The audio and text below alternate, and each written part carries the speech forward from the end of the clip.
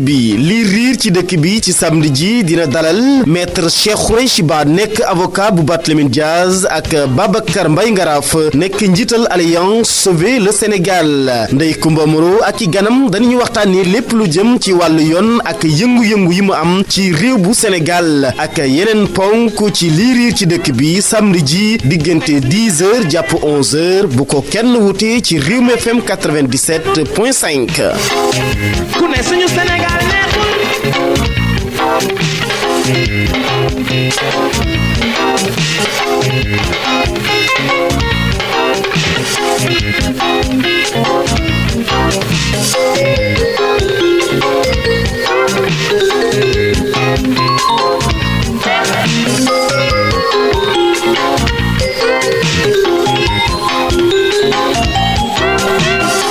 ku ne suñu Sénégal neexul danga yenu loo attanul ku ne suñu Sénégal neexul danga bëgg loo moomul ku ne suñu Sénégal neexul danga nopp ku la nobul ku ne suñu Sénégal neexul danga liggéey loo mënul boo bëggee borom alal yi dëkk nga dëkk te yow amagoo alal ne boo bëggee lu borom alal yi sol nga sol te yow amagoo alal boo bëggee lu borom alal yi lekk nga lekk te yow amagoo alal boo bëggee lu borom alal yi mel nga mel te yow amagoo alal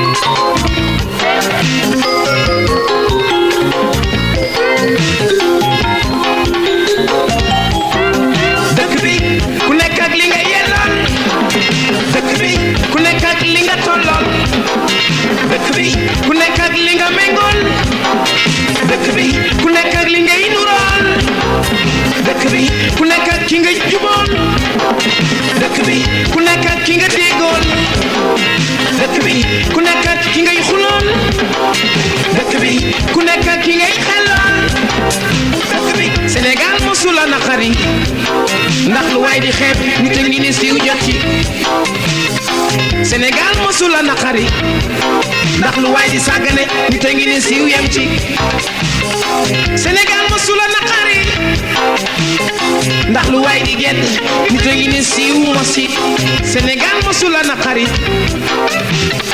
ndax lu waay di jaay nit a ngi koy jënd di may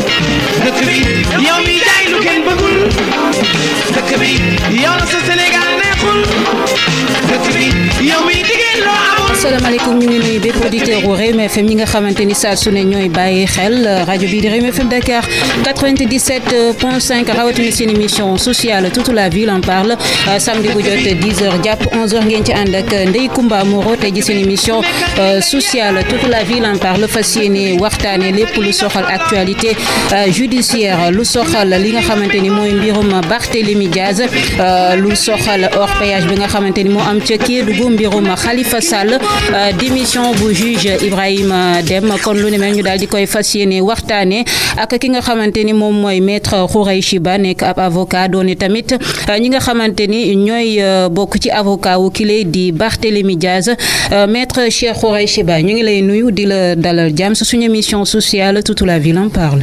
ñu ngi leen di sant madame Moreau di leen gërëm ci invitation bi nuyu vos auditeurs.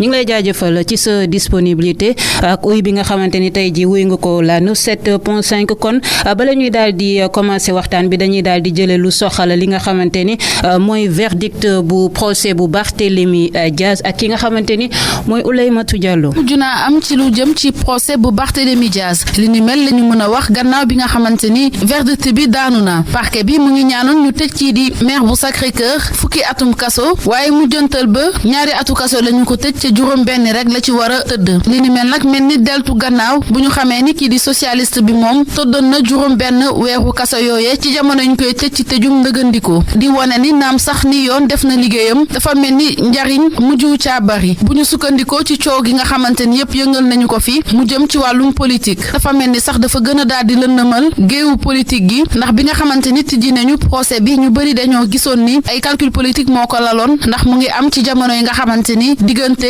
nguur gi ak député bi bëri woon na ay ñagas-ñagas loolee tax bi ñu tujjee dossier bi ñu bëri jàppoon ni ñu bëri doon yuuxu di wax ni ab règlement politique la waaye nag ak procès bi avenir politique bu Barthélémy Diaz tiitaloon nañu bëri waaye ak article 34 bu code pénal juriste yi wax nañu ni verdict bi ni mel du ko tere benn yoon mu présenté wu ci élection wala mu bañ a doon ku muy fal. waaw mu ngi noonu mu daal di nekk verdict bu kile di ci procès bu Ndiaga Diouf gannaaw ba ñu ko faate ca mairie bu Mermoz Sacré-Cœur nekk mairie bu Barthélémy Diaz kañ ta doon topp nag de kile di Barthélémy Diaz ñu daan ko ñaari atu kaso 6 mois ferme 6 mois yu ni mel du ko tëdd ndaxte détention provisoire la ko daal di jot a tudd la ko daal di jot tëdd yow nga nekk avocat am maître Cheikh Khoureychi Ba ban impression nga ci am vous êtes satisfait ou oui ou non? Vous savez, on n'est jamais trop satisfait après en sortant de... En wolof. ah dama gis question dafa amoon français moo tax donc wolof débat bi wolof la c'est parfait waaw donc suñu langue nationale wolof dañu kontaan sax di ko làkk effectivement pour toucher cible bu gën a mag muy population bi li ma doon wax mooy décision bi comme toute décision de justice jafe na pour nga ne je suis satisfait ndax li nga bëgg xëy na à 100% doo ko am ndax da nga am adversaire muy accusation bi muy procureur moom tam li mu bëgg xëy na du ko am à 100% ñun nag lu ñu bëggoon parce que justice du dara dul ku nekk ñu reconnaître li mu def ni au-delà ni moins donc bu ñu demee accuser nit ci affaire bu grave bu mel ni ñu xam ni mu demee ñun élément objectif dossier bi wane ni coow bi bari na lool mais en réalité li ñu wax yëpp nekku ci donc ñun li ñu doon xeex depuis instruction bi ba jour ñaari fan yi ñu ko àtte yëpp moo doon mu am relax pur et simple ñu xam ni du moom et dans le même temps suñu liggéey du woon demander ñu condamner sujet d'actualité ñu ñëwoon di ko attaquer mais yoon def li war ci ñoom à l'arrivée ni ñu condamné Barthélémy Diaz Habib Dieng ak Babacar Faye moo gën a diis que ni ñu condamné les nervis boole ci dafa am ci nervis ñu bare lañu woon waaw ñoom fukk waroon nañu ñëw ñeent ñoo ñëw ci baar bi donc waxuñu sax li jëm ci ñooñu pour te dire que donc ñun mënuñu am satisfaction à 100% à telle enseigne que ñun dañ naroon def appel. yàlla def parquet ci boppam xëy na moo ñu gën am raison def appel. et puis voilà donc c'est une très bonne chose ñu àttewaat affaire bi mais cela dit dama déglu seen reportage collaboratrice extérieure bi sànq. mu wax lu am solo. mooy pour ñu dépassionner les choses. mbir mi bi muy am ñëpp ne nañu woy politique ça y est politique la parce que ñaari agenda yi dafa coïncider. agenda wu justice ak contexte politique particulier bi tax ni ñu bari dañu yaakaar ni dañu jëm ci règlement de compte. à chaque fois man personnellement j'ai appelé à la prudence à la modération def leen ndànk. dossier bi dafa yàgg dafa jot ñu àtte ko muy dugg ci juróomi at. contexte bi am na mais justice dafa am nu muy doxee. politique moom beneen affaire la mais bu ñu tombee nañu def ndànk. mais ñëpp dañu jàpp ni lii procès politique la maître. oui mais procès politique. man en tant qu'avocat. ni ma koy jàppee. mais Ndeye Ndiouly gi ci boppam Barthélémy Dias nee na c'est un procès politique dégg nañ papaam Dias père ne c'est un procès politique dégg nañ ñi ànd ak moom ne c'est un procès politique. parce que dafa ànd ak ki nga xamante ni mooy Khalifa Sall. looloo tax ñu koy daal di jéem a fagaagal. maa ngi ñëw d'abord man avocat la un avocat dafa nekk ku indépendant. profession libérale la. sama sentiment. ak samay impression. du dépendre ci sentiment ou impression ki may défendre wala papam wala njabootam wala ñi mu bokkal kuréel politique. man damay wax li ma xam parce que auxiliaire de justice la. ci cadre justice la mën a prononcé wu. li ci biir nag mënu leen ñu ko gën a xam ndax sénégalais lañu comme yéen. voilà mais il faut sérieux les choses. surtout bu yéen professionnels yi. il est très bon. ngeen bañ céder à la vox populi. mais Barthélémy ci boppam moo ne c'est un procès politique loolu loo ciy wax te yow yaa yor dossier bi. wala bokk nga ci avocat yi yor dossier bi. madame encore une fois. ñun on comparaissait pas devant une juridiction politique. tribunal correctionnel donc la ñu newoon. ensuite chef de prévention. yi ñu doon toppee Barthélémy moo gënoon woyof sax yi ñu doon toppee ñële nervi yi. donc il faut que ñu xam yooyu aussi.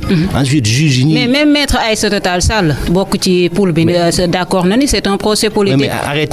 mais arrêtez de dire que teew nee na procès politique la X Y Z loolu ça ne m'engage pas ñoom la engagé man personnellement maa nekk en face de vous. su ma la nee man sama impression ci procès politique mais mën nañu waxtaan ci procès politique. ce sera peut-être l'occasion de crever l'abcès ngeen expliquer seen auditoire comprendre luy procès politique.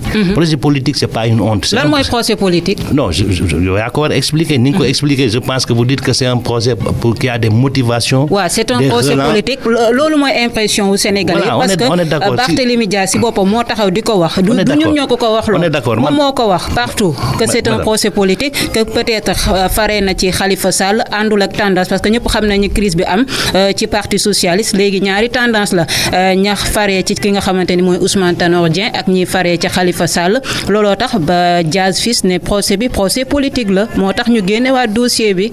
tout à fait mooy li ma doon wax rek. mooy li ma doon wax tombé na. te bu dee ñu ngi ci règlement de compte politique mais période bi ñu nekk dina leer de toute façon procès bu quelque soit. ñu ngi jëm ci élection législative yi 2017 ñu ngi jëm ci élection présidentielle 2019. oui allez-y. waaw bu dee da nga am question buy poser allez-y. waaw 25 millions yi nga xamante ni nee nañ mu daal di koy fay gis nañ Barthélémy Dias ne amul 25 millions. non le problème c'est pas je pense mu am 25 millions wala mu am 25 000 francs. problème bi mooy c'est une décision injuste. et dafa génne un problème d'éthique. parce que kii mënul ñëw. dans le fondement je précise que ñun waxutaanu ñoo Barthélémy Dias journalistes yi ñooy dem di ko laaj muy wax xelam mu soxlawul ñu koy wax quoi que ce soit parce que c'est un garçon très intelligent. c'est un homme politique pratiquement mûr actuellement. donc mën na joxe sentiment et très souvent ça concorde avec le nôtre ñun en tant qu'avocat. après déclaration de culpabilité ñu ñuy sant nañu fay kooku ak njabootam 25 millions. kooku nga xam ni yàlla na ko yàlla yërëm. xam nañu contexte bi mu ñëwee foofu circonstances yi conditions yi 10 000 francs lañ ko fay pour mu ñëw. def naka su dul noonu. ku ko fay 10 000 francs. ñi ko recruter. te wax nañ ko à la barre ñi ko recruter wax nañ ko à la barre. mais am na ñoo xamante ni maître Khoureyssi Ba nekkuñu woon à la barre. dama ne fi ñu toll nii la ñuy déglu pour xam. exactement non xam nga man dama newoon ci prétoire bi. donc soo ma laajee y a un minimum nga déglu ma. ñi ko recruter. ci ñi ñu jàpp ñu doon àtte ak ñoom. am na ku taxaw ni kii maa ko recruter. maa ko fay 10 000 francs. même man personnellement maa ko laaj yow foo jëlee xaalis boo ko fayee. mu ne dama gagné marché t-shirt ci parti bi. xaalis bi ñu ma fay ci laa fayee ñoom ñëpp.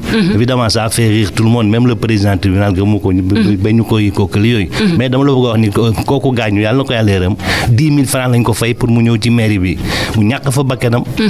waajuram ñëw demander 150 millions. bon on a dit que voilà non seulement dañuy rater totalement l'éducation de leurs enfants.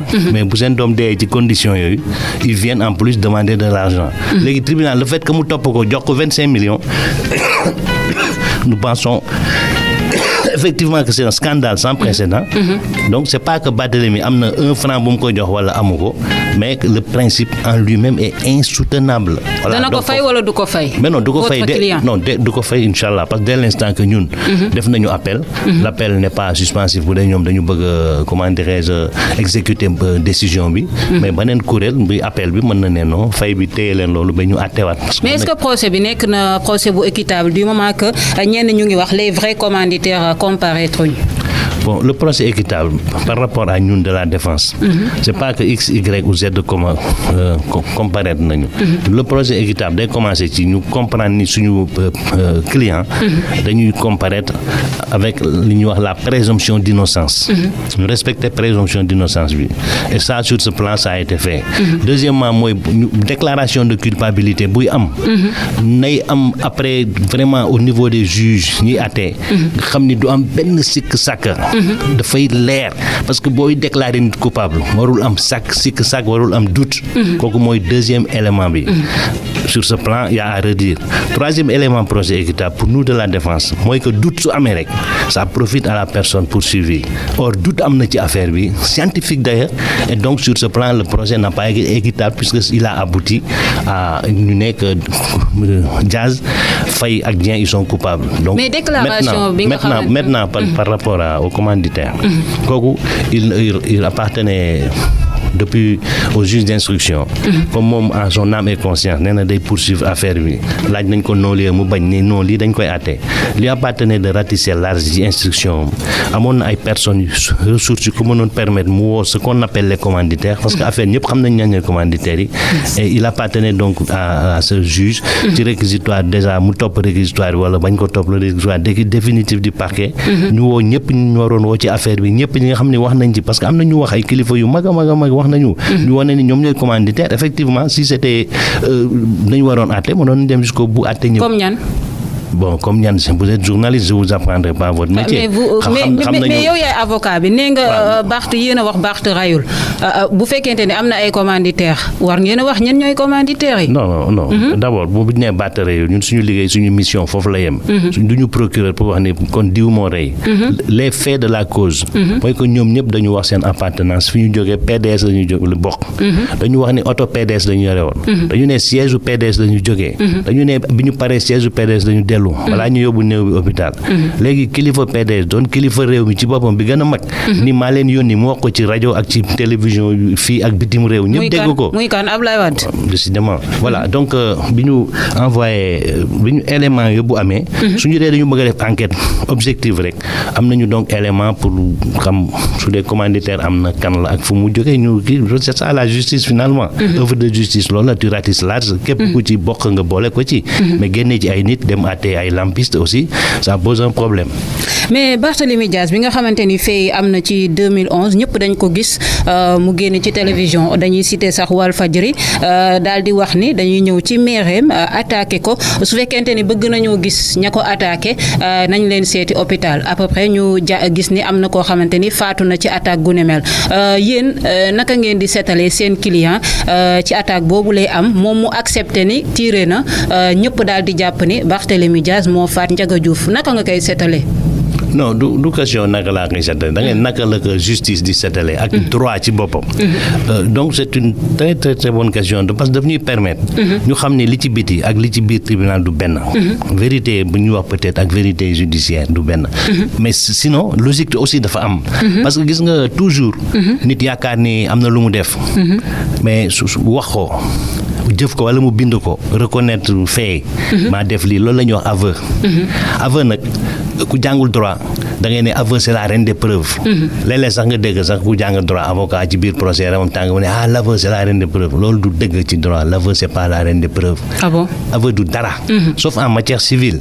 En matière civile nga affaire bor la wala yooyu nga ni aveu d'accord l'aveu foofu l'aveu il est indivisible. Mais en matière pénale l'aveu il est divisible. Pourquoi ñu ne il est divisible? Parce que aveu dañ koy soumettre comme tous les moyens de preuve présomption indice à la seule appréciation du juge. Maanaam juge du dof. Juge nit ka da nga fay toog di àtte. yow c'est pas da nga ne diw dee na maa ko rey rek ñu ne bon yow lii mooy sa àtte non. Juge dafay càmbar seet ndax li nga wax yenu na maanaa. Barthélémy Diaz encore une fois homme politique la. ñu agressé ko ñëw tooñ ko téeméeri nit ñëw xaw ma ndax xam nga luy téeméeri nit yore ay barre de fer ak ay armes. ñëw ñu ne dañ lay faagaagal ci contexte boobu. tiré na ñëpp gis nañ ko muy tiré ko kenn werante wu ko. mais ñëpp gis nañu ni mu doon tiré ni mu doon def loxo bi bali ni ñu doon demee. donc c'est pas un problème. Quelques minutes après mu ngi dans le feu de l'action. jóge ci mairie bi ñu ne ñu ngi attaqué sa kër. muy daw a gars yi dem këram buntu këram. journaliste yi di ko laaj. moment yooyu d'ailleurs mën na bañ a wax sax. mais wax na ni man il paraît que lettel am na en tout cas bu dee am na ñu dee et cetera mais yooyu wax yu wax la. mais devant un juge ça ne pèse pas parce que juge d'instruction lay njëkk a jaar. juge d'instruction léegi li ko intéressé du diw wax na lii parce que toujours nit ne am na ku dee fële engrais 22 bu ngeen demee maa ko rey. mais ñu dem effectivement mën na am ñu fekk fa néew bu tëdd.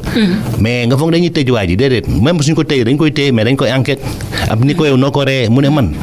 maanaam dama jël barre de fer toj bopp bi mais kooku bu dee dafa dem autopsie ñu waneen li ko rey dafa naan xëy na ay garab dañ ko posone fi mu doon reeree.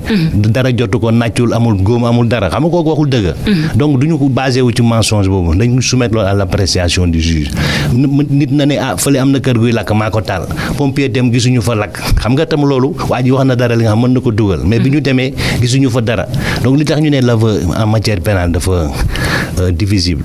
dafay rapporter wu d'abord ak li ñuy wax existence de l'infraction. nit dana wax toujours benn affaire maa ko def te existence nga xamante ni moo bali ne me coupez pas li ma bëgg a expliquer.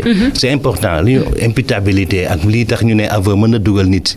pour vous dire l'aveu n'est pas la reine des preuves et que juge bi mooy apprécier nit dafa am li ñuy wax l'existence de l'infraction mën nga ne def naa lii ñu dem infraction existé wul léegi nag l'imputabilité de l'infraction elle-même mën nga ne maa def lii dañ lay laaj noo ko defee bon dans le cas de monsieur Barthélémy Diaz.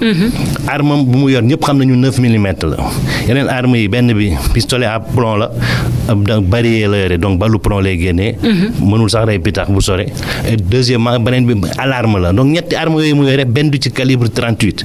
or l'expertise balistique scientifique bi ñu menée par la police scientifique nationale sénégalaise nee nañu kii néew bi li ko rey ak ñetti ñi gaañu bali dugg seen yaram balu 38 millimètres la. voilà ñun loolu moo ñu intéressé c'est juge bi tam loolu moo ko intéressé. coow li yëpp wax na lii def na lii franchement loolu waxu mbedd la voilà ku koy wax aussi mën nañ la pardonner parce que xam loolu droit. maa tiré naa maa rey donc maa ngi leen di jaale ça n'a aucune valeur. encore une fois. voilà et juge yi heureusement kii wuñu ci loolu par contre doute bi am maintenant. parce que il faut ñu xam ni arme am na. bon tout le monde ñoom procureur ci boppam indi na film bi ci procès bi ñu wone ko. wone nañu fi nga xam ne Barthélémy tiréwul. ñu wàcce arme am ñu koy wone ci film bi pour recharger ko. mais temps boobu ay bal ay sox ñu ngi dem. te gis nañu ko taxaw ci tëddoon xale yi sànni ko xeer ba mu jóg gis nañu kooku dafa doon sox ci direction wu fi Barthélémy nekkoon ci direction wu ñooñu mu àndal. commissaire bi gaañu yàlla na ko yàlla yërëm gis na loolu wax na ni bi ñuy dem gis naa ko yore arme donc leer na ni ñoom yor nañu arme te leer na ni dégg nañu yeneen détonation te ñëpp ñi dëkk Baobab xale yi fa nekk suñu doom yi suñu sëti parce que man Baobab laa dëkk xam nañu ni mu demee mais attendez y a un deuxième tireur y a même un troisième tireur te dégg nañu ay tir ci élément sonore visuel yi ñu yor. tey jii Sénégalais yi bëggoon nañu xam loolu est-ce que jotul woon yéen ngeen def appel. mais ñun comme ni ko parquet bi amalee. ñun dañ doon naroon def appel. seulement. parce que bu fekkee Barth rayul. non mais c'est clair. maanaam dañ ko piéger mu tombé ci piège bi. mais vraiment piège bi c'était double. soit dañ koy rey soit muñ ko reyu dem daañ ko taxal crime tëj ko kaso loolu moo am c'est clair et net xale bu ndaw ba xam bu jàng droit mën na comprendre loolu. mais en réalité le problème c'est pas ça pour appel bi. procureur ñu ngi ko doon kookali sax parce que moom moo gën a am lu ko metti ndax moom dafa bëggoon ñu tëj Barthélémy déclaré ko coupable tëj ko 10 ans. for ko ci audience yóbbu ci kaso bi delloo ko fa. mais amul loolu. donc moom moo njëkk a def appel ñun bu defaloon appel daañu def def appel mais suñu appel léegi c'est différent ndax moom mooy def appel principal ñun ñu sukkandiku ci appel boobu def lu ñu appel incident bu ñu demee cour d'appel inshallah ñaari appelant mooy am ni mu defee appel ñun noonu la ñuy defee appel ndax ñun ñoo ko ëpp intérêt def appel puisqu'on nous a déclaré coupable alors que la science nous a déclaré innocent. maanaam di ngeen def appel parce que li ñu condamné Barthélémy Dias daf leen a métti. mais absolument daf ñu métti le seul fait ñu déclaré ko coupable daf ñu métti sinon ku coupable xam nañu ni doo coupable ba bare ñu lay def 6 mois sursis 6 mois ferme quand même soyons sérieux. ñu ngi leen di fàttali yéen ngi suivre seen émission sociale toute la ville en parle tey jii Ndeye Comba Moreau dalal maître Cheikh Khoureychi Ba ñuy daal di waxtaanee lépp lu soxal procès bu Barthélémy Dias daañu tamit waxtaanee lu soxal démission bu juge Amadou Deme soxal wàllum justice sénégalaise mbirum Khalifa Sall hors péage ba ca Kédougou dañuy daal di jëli kenn ci famille Ndiaga Diouf ñoom di wax ne nag am nañ satisfaction dañ koy daal di jëli ñu wax seen xalaat ci verdict bu procès Ndiaga Diouf daal di dellu siwaat ci waxtaan bi. daanaka rek mooy ñun ay citoyen lañu def nañu suñu devoir porte plainte bon tey jii jox nañ di ci def combat ba yàlla def na justice àtte na bon li justice àtte ñu def lu dul rek jàpp ci parce que ñëpp am na ñu bëri soo waxee ñu ne tey jii tey naka la nit mën a ñu reconnaître ko ñu ni coupable de coup mortel ba pare blessé ñaar nit ay armes détention illégale d'armes à feu ba pare presque daal di am sa liberté loolu moom doy na waar ñun ñoo waroon wax affaire politique mais xëy na du moom mais nag li ñu gënoon intéressé ñun du loolu li ñu gën a intéressé mooy ñun famille Ndiaga Diouf suñu combat moo doonoon que ñu àtte dossier bi ci responsabilité yi te defe naa ne loolu am na tey victoire la ko ñun parce que gis nañu ni ci nga xam ne nii moo doon niimaat te waxoon ni dem naa ñett ñoom kenn ki dee na ñu ci def seen bëgg yi demeen ci hôpitaux yi moo taxawoon di niimaat ni defu ko kon tey ji bu ñëwee ba justice reconnaître kon ni ko coupable de coup mortel pour Ndiaga Diouf kon je crois que les responsabilités sont situées boobu ci def nag bi ñu gënoon intéressé mooy que ñu vide dossier bi pour que Ndiaga Diouf ñu mën ko ñaanal définitivement ñaan yàlla ci kawam yàlla xaaral ko àjjana moom jël fa fekk yëpp incha allah loolu daal moo gënoon doon suñu combat te tey bi am na ci satisfaction vraiment parce que situé nañ responsabilité yi te dossier bi vide nañ ko alhamdulilah. bokk ci famille Ndiaga Diouf maître comme ngi nga ko daal di déggee ñoom nee nañ am nañ satisfaction ci verdict bi parce que li leen soxaloon mooy rek ñu daal di situer responsabilité yi naka nga gisee déclaration gu ne mel. bon li ñu wax man sama réaction mooy grand bien leur face bu dee kontaan nañu alhamdulilah mais man au-delà de la personne du pauvre Ndiaga Diouf au-delà du monsieur qui vient de parler je pense que yi c'est une occasion pour Sénégalais yi ñu comprendre ñun ñëpp ay baadoolo lañu suñu doom yi ñu téye leen parce que bu dee ay querelle politique pour ay 10 000 francs 5 000 francs dañ leen di recruter ñu dem ci ay aventure mën ci ñàkk seen bakkan te ñi koy leen koy defal seen doom yi ñu ngi bitim réew tëdd ñu ngi ci jàmm ñu ngi vrai honnêtement dañu am fulla am fayda donc pour di wax ay waxu satisfaction man honnêtement bon c'est sans commentaire quoi fa laa yem voilà beneen bi moom la ñëpp di laaj verdict gu ni mel est-ce que dina am andil ay gàllankoor ki nga xamante ni mooy Barthélémy Dias ci avenir politique am. Non, absolument pas. Sous le coup de l'émotion, xalaat nañ ko tout ça. Mais non, parce que texte de loi bi li mu wax leer na. Bon, amul benn problème ci éligibilité même bu doon dañu nekkoon ci cas de figure bi nga xam ni condamné nañ ko 5 ans ou 10 ans yu procureur waxoon. Tribunal am na 2 possibilités. Soit day déclarer interdiction bi. Mais bu dee peine bi ëpp na 5 ans. Kooku dafay comment dirais-je dafay obligatoire. waaw interdiction bi soxlawul sax tribunal di ko tudd c'est obligatoire tandis que bu dee moins de 5 ans la.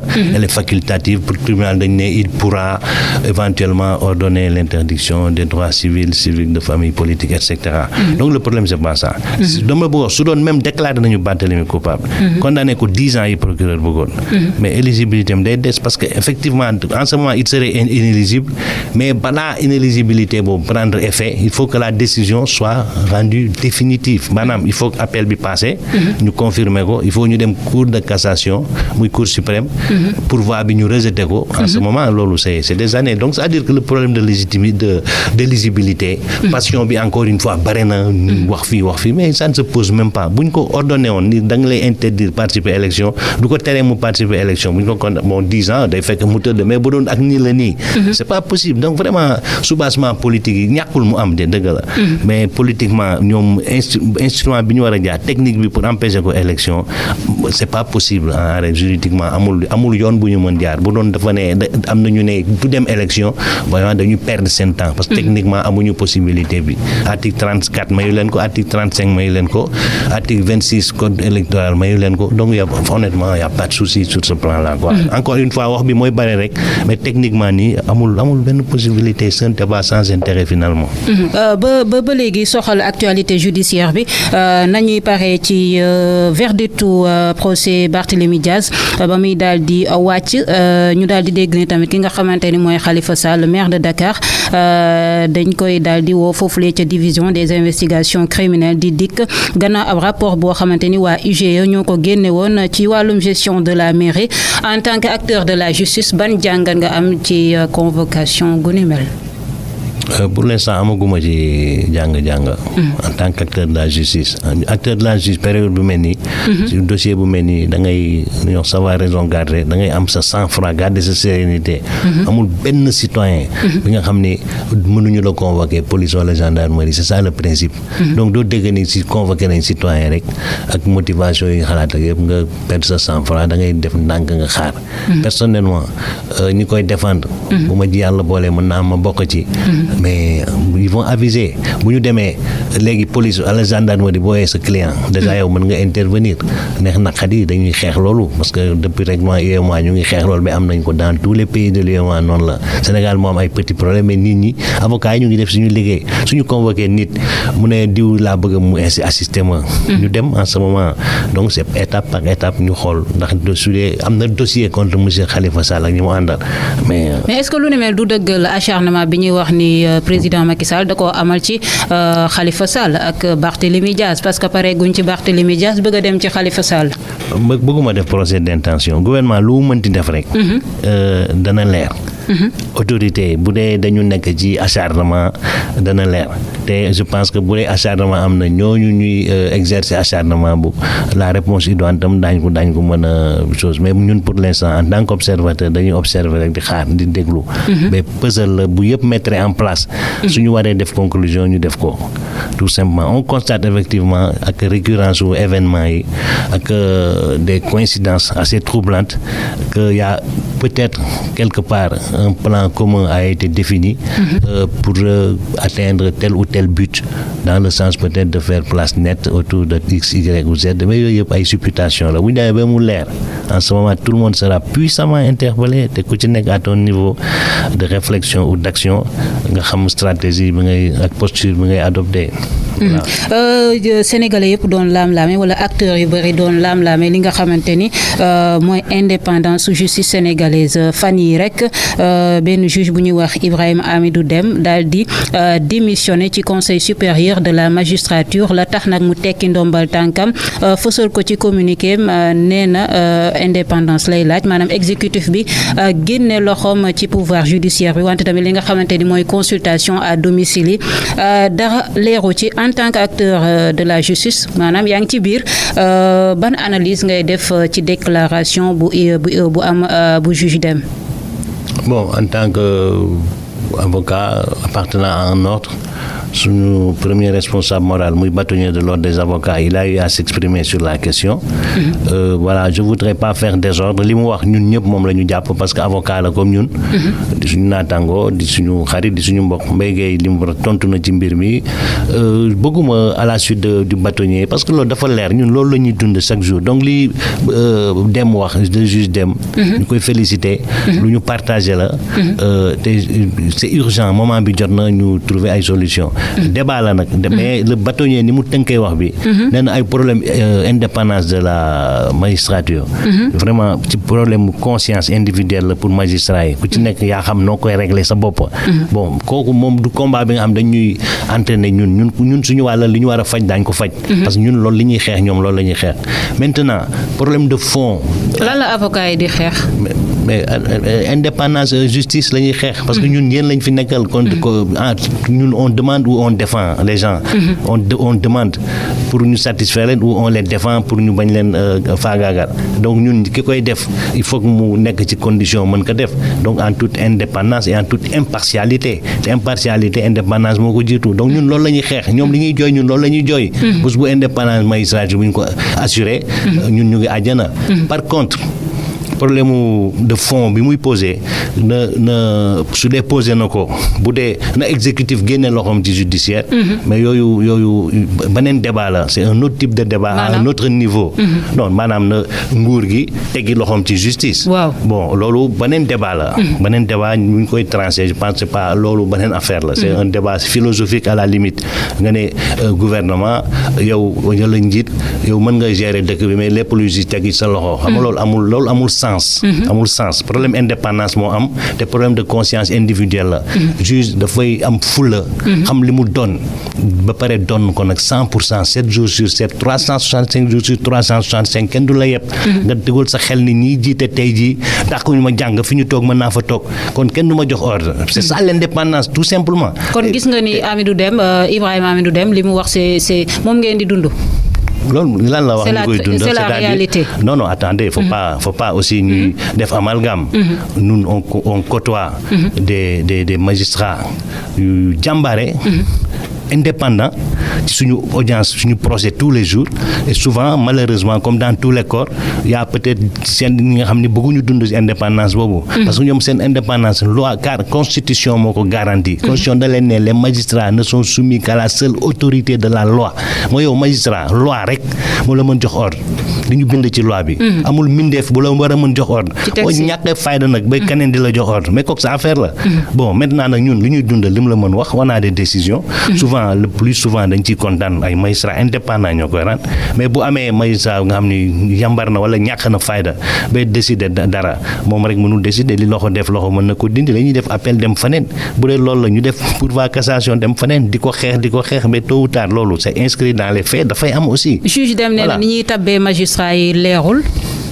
bon ñoom am nañu seen constat bu ñu def ils se disent que seen biir gis nga li xew ci biir magistrat yi moo xew ci biir avocat yi moo xew seen biir yéen journalistes yi moo xew biir sénégalais yëpp dëkk moo xew ci àdduna bi yëpp foo dem da ngay gis ñu baax ñu jub ok nga gis ñu dëng ñu ragal ñi bëgg xaalis ñi bëgguñu xaalis wala bu ñu ko bëggee itam am na lu mu leen jaralul ñi nga xam ne bu ñu weetee dañuy gore ñaam bu ñu weetee loo leen laaj ñu def ko donc loolu dañ ko jooy bon ñoom bu dee en tant que moom dafa toogal catégorie magistrat yu bare ci conseil supérieur constaté na ni effectivement nomination yi ñuy def peu importe ñu koy def en audience publique wala ci technique ou consultation à domicile parce que ñi ñu war a nommer ñi am valeur ñi jàmbaar yi duñ leen nommer mais par contre ñi gën a malléable la ñuy nommer loolu dañu xeex loolu moom loolu la wax effectivement man bokkuma ci conseil bi léegi su dee ñoom loolu la ñu gis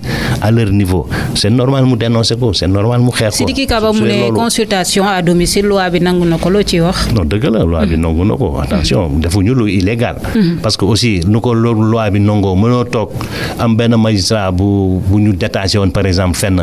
war a ñëwaat ci magistrature war a dugaat pour loolu rek ñuy réunir tout le conseil président bàyyi agenda am ministre bi ñëpp bàyyi seen agenda ñëw réunir pour cas bu mel noonu wala magistrat bu feebar keneen war ko remplacer ñuy kii consultation à domicile c'est prévu par la loi heureusement d'ailleurs parce que sinon le président de la République le ministre de la Justice ak ñoom seen bopp il ne faut pas passer tout le temps dans des réunions du conseil supérieur. Encore une fois nañu dépassionné technique bi c'est légal c'est normal c'est utile te moo gën c'est plus pratique consultation à domicile. mais gis nañu tamit ci déclaration wu Sidiki Kaba ministre de la justice mi ngi wax ni magistrats yi dañu am droit au réserve ci déclaration bi ba léegi. bu ñu ci amalee jàngat dañuy mel ni am na daan boo xamante ni mu ngi xaar juge Dème ban daan moo ko mën a xaar. devoir de réserve effectivement devoir de réserve.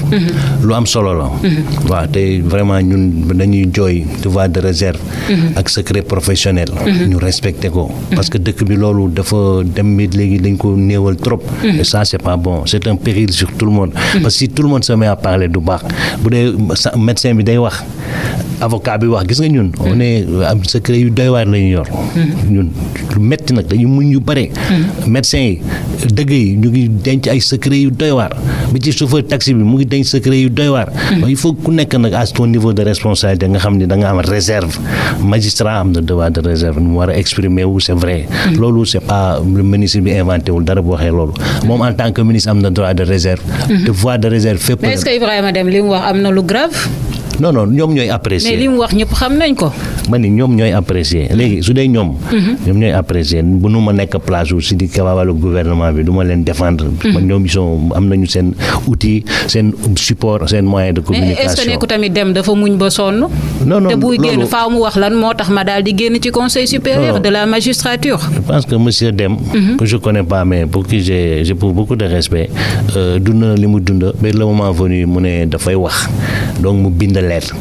Bon, c'est une très bonne chose. Yooyu yëpp ça fait avancer notre pays d'une façon ou d'une autre. C'est bien maintenant nag léegi li ci biir ak li mu ressentir li mu wax. ndax départir na devoir de réserve am vraiment je ne suis pas juge de cela. Je peux le soutenir. ci li mu def maintenant li mu def nag li ci biir su dee ñoom ci seen code de déontologie ak seen pratique am na lu mu violé wala. mais c'est à eux de voir. léegi mais ci ban anam lañ ko mën a sanctionner ak ban sanction moo ko mën a xaar. non xanaa loolu mën nga ñu ko wax. non bon techniquement fi mu mën jaar disons que le ministre de la justice. yoon may na ko effectivement. je sais pas mu désigner une sorte de commission genre c'est comme pour vous genre tribunal des pairs. ñooñu statuer ci li nit ki wax ci bien fondé lu mu wax. ba pare si éventuellement parce que c'est l'administration day sanctionner day sanction positive sanction négative su dee léegi discuter nañ seen biir donc il propose au ministre peut-être la voie à suivre ndax dañuy sanctionner dans tel ou tel sens léegi ñoom ñu xool mais li wóor kenn mënul dal ci kawam. parce que gannaaw déclaration bu maître Sidiki Kaba gis nañ tamit njiitu réewu Sénégal Macky Sall ci conseil des ministres bi lay mujj ma ngay wax jëm ci wàllum indépendance su justice sénégalaise mi ngi ñaax gouvernement bi daal di teg matukaay yu doy ngir ñi nga xamante ni ñoo nekk ci wàllum justice ñu daal di leen teg dans de bonnes conditions wante tamit lépp lu soxal indépendance de la justice maanaam ñu bàyyi leen ñu mën a def seen liggéey naka nga gisee déclaration bu le président Macky Sall dafay dëggal la dem wax wala. en tout cas ñu ngi koy rafetlu ñun ñëpp ñu ngi koy rafetlu jaar ci par le biais du conseil des ministres.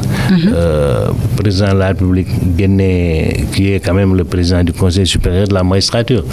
def rappel wala peut-être rappel ndax coïncidence la wala en tout cas génne décision boobu. ñun personnellement daf ñu rassurer. Parce qu'il est bon aussi que ñu pencher sur les problèmes de la justice. D'abord parce que la tâche prééminente de l'État sénégalais c'est de rendre la justice. D'abord ñun justice la ñu gën a soxla justice mooy mën a indi équilibre ci société bi yi ñu bëgg liggéey yëpp plus tard émergence su société bi développement yooyu yëpp day yomb après suñu amee base minimale bi muy justice donc lépp lu ñu def pour renforcer justice alhamdulilah rabbil alamin dañ ci kontaan. est-ce que yow jàpp nga ni président Macky Sall la mu wax daañu ko exécuter.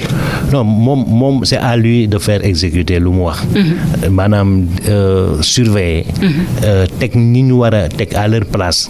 xool ni ñuy liggéey bi su avancé mu sanctionner ko positivement su avancé wul mu sanctionner ko négativement bu dee lu mu wax daf ko gëm mais c'est à lui d'être le maître d'œuvre de cette politique là. voilà pour indépendance justice sénégalaise ñëpp a ngi koy laaj magistrats yi ñu ngi koy laaj yéen avocats yi yéen a ngi koy laaj ñëpp ñi nga xamante ni ñu ngi yëngatu ci wàllum justice ñu ngi koy laaj mais qu'est-ce qu'il faut exactement pour ñi nga xamante ni ñoo nekk ci biir justice daal di moom seen bopp indépendance boobu non seulement yéen ngeen daal di koy sentir wante askan wi ci boppam daal di koy sentir lan ngay suggérer le président Macky Sall. non président amul wala lan ngay suggérer président indépendance magistrature yoonam newu ci. pour indépendance magistrature encore une fois day interpeller magistrature ci boppam. interpeller wul sax baro ñoom magistrature. c'est un problème qui leur est propre ñoom ñoo ko mën régler. voilà parce que ñoom wàccoon nañu ak ñoom.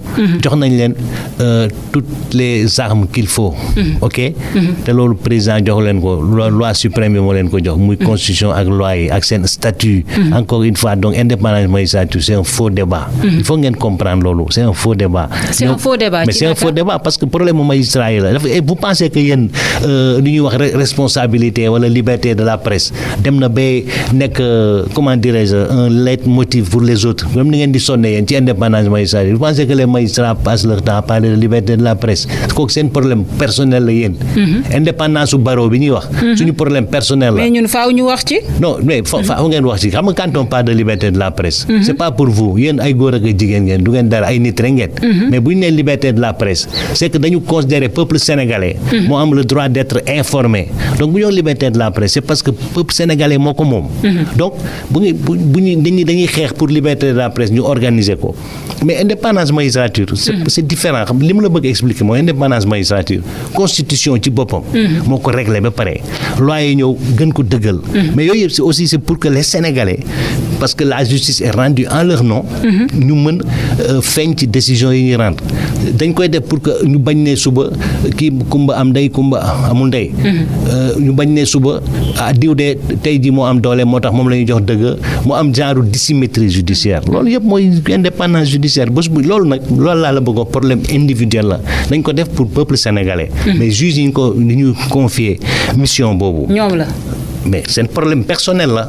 donc doo ma ne man avocat wala le président ñu régler problème indépendance parce que c'est déjà réglé. wala Sidiki Kaba. wala mais ñoom ñëpp tuuti nañu pour loolu ak ñun ñii kenn mënul régler problème nga xam régler nañ ko ba pare léegi li ci des mooy applicabilité indépendance judiciaire. encore une fois je vous dis que c'est un problème de praxis maanaam de pratique quotidienne. et de tout instant magistrat xam ni mooy magistrat la. xam li ko yoon jox ak statut am ci doole. donc statut moom jox nañ ko indépendance ba pare bi mu waatee beneen magistrat rek. jox nañ ko indépendance ba pare léegi nag indépendance bi mooy lan attention parce que bu ñu nee indépendance on pense au juge bi nga xam ni day àtte. le magistrat assis mais magistrat debout bi maanaam parquet moom tam mais juge la bi nga xam ni fonctionnaire la comme magistrat bële ñoom ñëpp fonctionnaire la moom il est soumis à sa hiérarchie bu dee parquet la day dépendre du procureur dépend du procureur général léegi dépend du ministre de la justice dépend ci njiitu réew mi. d'accord donc ministre de la justice moom mooy jaar ci procureur général jaar ci procureur ak ci substitut vous comprenez. donc schéma bi c'est très simple bu dee dañu ne parce que mu li ñu lay wax état mënul bàyyi justice parce que état bras armé mooy police justice sécurité. donc c'est tout à fait normal. loolu ça n'empêche rien du tout. état bi day mel ni moom xëy na moo ëmb ñëpp mais partie la ci procès léegi bu yëpp pare. juge bi toog ci table mooy àtte. kooku nag la ñu garantir indépendance bi nga xam ni du waxtu bi li ci des bareetul ñu daal di wax ci lu soxal la am foofule ca Kédougou gannaaw ba ñu fàttee Yamadou Sagna état au Sénégal ne dinañ ubbi ab information judiciaire daal di jox ndàmpaay famille wu victime bi lan lañ mën a dégg ci information judiciaire exactement. mooy instruction mooy maanaam procureur. day def réquisitoire introductif. désigner juge d'instruction. enfin jox président tribunal bi bu Kédougou. ñu ubbi instruction. def maanaam enquête. bu police pare wala gendarmerie ñu jébal ko juge bi. ñu war a kii teg loxo ñu teg leen loxo lu ñu war a enquête ñu enquête ko ndax ñu situer responsabilité jébal dossier bi jugement. c'est tout. problème yi am foofu lee ca hors péage ba bari na lan moo ci solution ci tënk. bon j'avoue que c'est un problème de décentralisation. bon ñu ngi ci acte 3. il y a des efforts à faire mais am na volonté mu nga xam ni je pense que décentralisation du dara lu dul ñu jox le pouvoir aux populations. de la localité donc il faut que effectivement on fasse vraiment beaucoup d'administration et de bonne administration boole ci équité d'abord ak égalité. respecter droit aux citoyens yi xam ni bon ki nekk foofu Fongolimbi nekkul Soumbédioune. foofu Soumbédioune jën moo fa am fële or moo fa am. richesse su terroir bi la. il faut que ñoom population yi ñu mën ci bénéficier c'est un minimum. bu dee ay nit ñoo nañu ubbi fa ay entreprise il est normal que ñoom ñu nekk prioritaire ci choix wu employé yi tout ça et puis il faut donc seen gox bi alal bi fa nekk ñu bénéficier ci donc en réalité c'est ça le pouvoir qui est rendu aux populations, c'est ça la décentralisation. Donc c'est un cas effectivement peut-être de décentralisation qui n'est pas réussi. War nañu mën def ay effort pour honnêtement affaire bi. Est-ce que am nga yaakaar ni ci information judiciaire boobu dinañ mën a jàpp wala sanctionner ki nga xamante ni moo faat Yamadou Sagna? Mais pourquoi pas? S'il est avéré que moo ko faat, pourquoi pas? Nul n'est au-dessus de la loi. Il me semble d'ailleurs que douanier yooyu kii lañ leen déterminer ni ñan lañu. Mais léegi ils sont présumés innocents.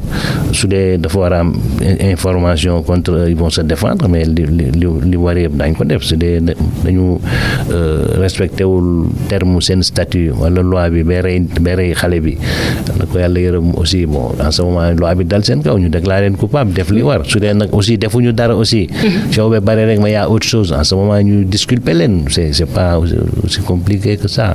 mutinerie bi amoon foofulee ci Rebeuss gannaaw ay duñu jóg saa su ne di wax dundin gu metti gi nga xamante ni moo am foofulee ci prison bu Rebeuss wala yeneen prison yi ci Sénégal condition yu de vie ak longue détention préventive yi nga xamante ni saa su ne ñu ngi koy daal di wax bi nga xamante ni mutinerie bi amoon na am na kuñ ci daal di faat di Ibrahima Fall boobu ba léegi amul lenn lu leer loo xamante ni mën nañ ko daal di dégg ca ka faat ki nga xamante ni mooy Ibrahima Fall loo ñu ciy wax.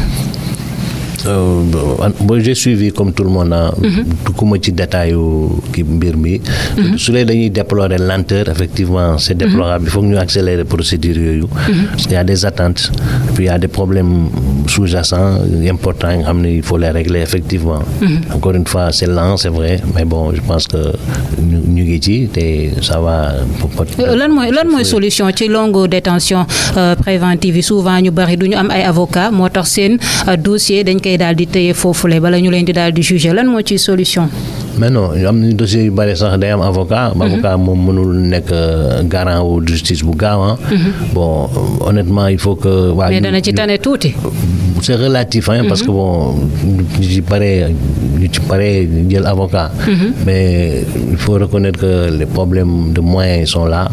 moyens humains les magistrats sont surchargés de travail juridiction d'instruction yi notamment dossiers yi bari na lool ñu ngi se battre ñu ngi. mais lan moo ci solution maître. non solution mooy accélérer procédure yi c'est tout.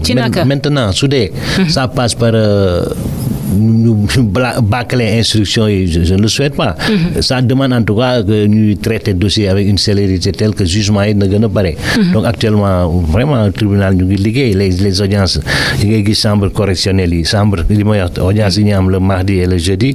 mais ñun ñu fa nekk xam nañu mardi bu audience yi commencé 10h du matin le jeudi le lendemain vendredi 8h du matin lay pare ñu ngi liggéey donc vraiment on est les audiences ñu ngi góorgóorlu bokk c'est maintenant parquet aussi war na góorgóorlu parce que parquet moom justice bi comme usine la rek ak prison bi dañuy dugal rek ñuy dugal nii aussi mën nañu vraiment laaj na ay solution peut-être dugal nañu ay échelle de peine yu bees ci code bi xam ne dañuy dem ba travaux d'intérêt général mën nañ ko def et cetera yu bare jarul ñuy tëj nit ñi mën nañ leen woo en comparution immédiate au lieu nga ñu lay tëj 3 mois prison ñu sant la 15 heures de travail 500 heures de travail ngay liggéey ci mbedd yi boo ci d'accord yooyu ñu ngi ci donc ça vient en tout cas surpopulation carcérale bi baaxul. bon parce que amuñu moyen. déjà ñi ci biti xawma la nag ñuy prison yi ñu koy def genre Eldorado c'est pas évident. dañu war a góorgóorlu nag des moyens de prison. enfin moyens de décision d'emprisonnement.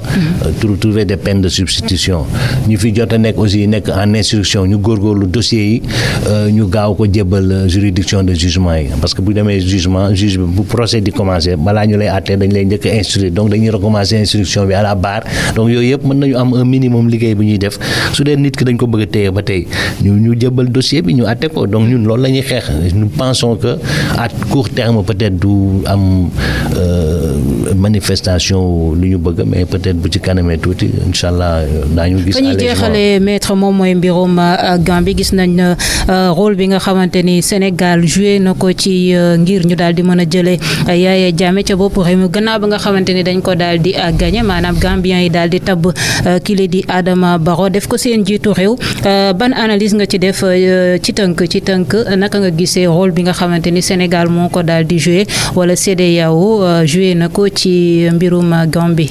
Bon, moi je pense que au-delà du Sénégal, parce que Sénégal, problème Gambie, c'était un problème de politique intérieure et de politique extérieure en même temps. Parce que Gambie, dafa mel ni suppositoire la ci biir Sénégal. Donc mënuñu génne Sénégal ci traitement ou question bi. Vraiment quand même maa ngi rafetlu nu Sénégal diriger mbir mi avec évidemment l'aide de la CEDEAO, de l'Union africaine et surtout quand même du Conseil de sécurité des Nations Unies. Bon, évidemment ça s'est très bien passé, ñu ngi sant yàlla ndax bal tàkkul te ñu bari xëy na du loolu la ñu jubloon. Heureusement, bon, il y a les données de la géopolitique mondiale parce que les gens oublient beaucoup de choses wala xamuñu ko. Donc problème Gambie c'est pas en tëj émission lañ ko mën a évoquer. Par contre li ma bëggoon rapidement évoquer mooy ce qui s'est passé avec l'histoire de monsieur Bathily, suñu mag suñu xarit tout ça. Bon, te nga xam ne il a perdu.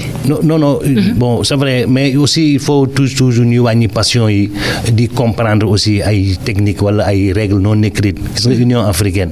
c'est que ñu bari profiter nañ ci attaquer X, Y, Z. Il y a des responsables ndax loo gis am na responsable. Mais je pense que ñi nekk autour du président de la République wala ñi nekk fii pour le Sénégal di définir suñu diplomatie technique yi dañu war a xam il y a des éléments qu'il faut savoir. Mënoo dem Union africaine xam ne il y a des règles de travail.